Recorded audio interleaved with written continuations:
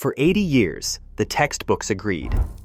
America's first people walked through an ice-free corridor from Siberia to Alaska, arriving around 13,500 years ago. But California's coast held evidence that didn't fit. More than 60% of the land where early people lived now rests beneath 400 feet of Pacific water, submerged when post-glacial ice melted and sea levels rose. Most of the archaeological record vanished with it. Only the Channel Islands, elevated enough to escape the rising ocean, preserved what the mainland lost.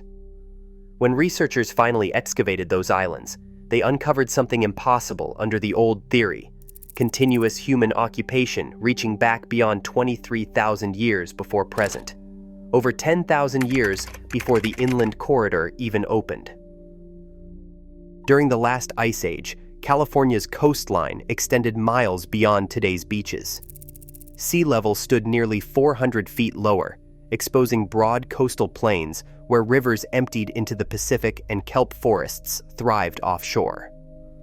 This vanished landscape offered early people abundant marine resources and predictable food sources that inland routes couldn't match. Shellfish beds lined the shores, seals hauled out on exposed rocks, and migrating fish followed seasonal patterns through the kelp. Then the ice melted. Over thousands of years, the ocean advanced relentlessly, swallowing 65% of California's coastal margin.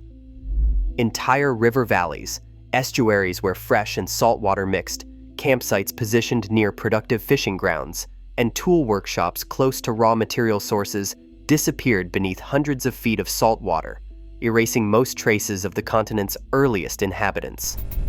The submersion happened gradually but inexorably, meter by meter, century by century, until the ancient coastal world vanished completely. Archaeologists searched inland for decades, assuming the oldest sites survived where ground remained dry and accessible. The true scale of coastal loss went unrecognized. With each meter of sea level rise, more of the archaeological record disappeared, leaving only a narrow strip above the high tide line. What survived on the mainland was fragmentary, scattered across eroded bluffs, or buried under sediment too deep for standard excavation. Storms and erosion continued to destroy what little remained exposed. The Channel Islands, positioned 8 to 20 miles offshore, remained above water. Their rocky elevations preserved a rare archive of human activity, while corresponding mainland sites drowned. Wind-carved caves sheltered intact deposits. Coastal terraces held undisturbed layers spanning millennia. These islands became the last accessible fragments of a coastal world the Pacific had erased, holding the only clues that could challenge the inland first migration story. Without them, the evidence would have been lost forever, and the true story of California's first people would have remained unknown. Field teams working the Channel Islands uncovered stratified deposits extending beyond 23,000 years in age, layers that formed when the ice corridor remained sealed by continental glaciers. The stratigraphy showed unbroken occupation, hearths stacked in chronological sequence, stone tool debris organized by depth, food processing areas preserved in place. Bone fragments from butchered animals lay alongside grinding stones used to process plant materials. Ash layers marked where fires had burned, cooking meals and providing warmth. Every layer older than 13,500 years posed the same question. If the only recognized entry route stayed blocked by ice, how did these people arrive? The deeper excavations went, the more persistent the evidence became, pushing human presence further and further back in time. The stone tools provided the answer. Geochemical analysis revealed many were crafted from chert and obsidian, traced directly to mainland California sources, some located over 30 miles away across open ocean. The Channel Islands had never been connected to the coast by land, even at the lowest glacial sea levels. Underwater surveys confirmed no submerged land bridges existed, even when sea level dropped to its minimum. Everyone who lived there had to cross miles of open water to arrive, and the regular presence of mainland stone showed these were not isolated events. They documented routine maritime voyages by people who possessed watercraft technology, navigational knowledge, and the social organization to establish permanent communities on isolated shores. The artifacts pointed to a seafaring population, not overland migrants. These were people who understood tides, currents, and weather patterns, who knew how to construct vessels capable of carrying people and materials safely across unpredictable waters. 3 independent laboratories verified the timeline using accelerator mass spectrometry on carefully prepared charcoal samples. Each facility worked without knowledge of the other's results, applying distinct protocols calibrated to international radiocarbon standards. The charcoal underwent acid-base acid treatment to remove contaminants, then was converted to graphite for precision measurement. All 3 returned dates clustering between 23,000 and 19,000 years before present, with error margins under 150 years. Statistical analysis confirmed the dates overlapped within a single range, eliminating the possibility of contamination or laboratory error. The consistency across independent facilities, each using different instruments and methodologies, made the results irrefutable. The conclusion was unavoidable. The Channel Islands sites were occupied more than 10,000 years before the ice-free corridor opened. The chronology was locked in place by redundant scientific verification that left no room for alternative explanations. Stable isotope analysis of human bone from the islands revealed what sustained these populations. Delta 13.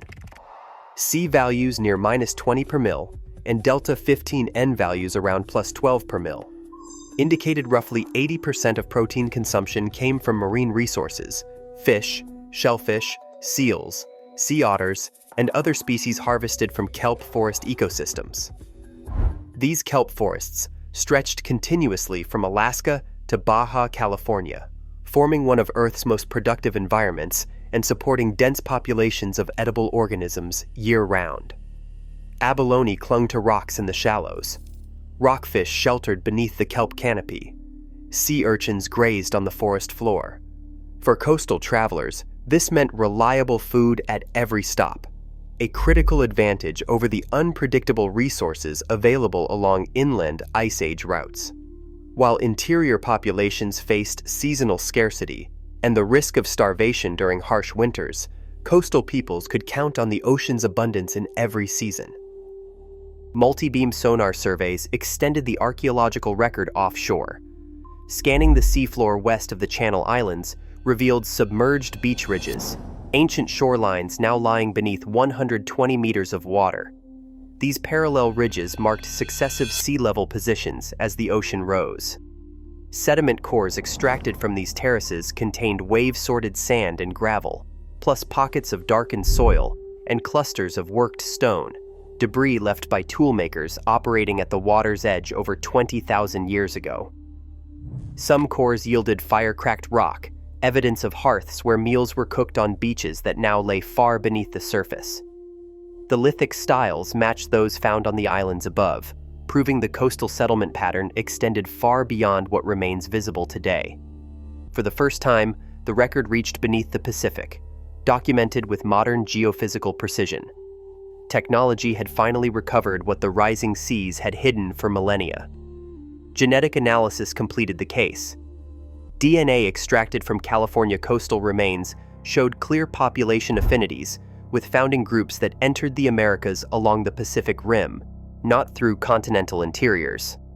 Patterns of shared genetic markers indicated west-to-east movement, matching archaeological evidence that coastal settlement preceded inland expansion.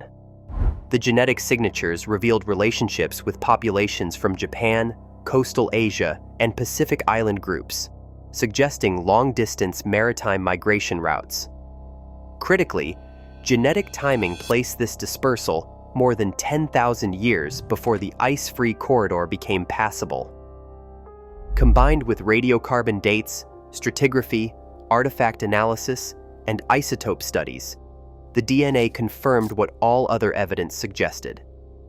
America's first people reached California by boat along kelp-rich shores. establishing coastal communities thousands of years before anyone could have walked through the continental interior. The migration story had been backward. The coast came first, and the inland route was irrelevant to initial settlement.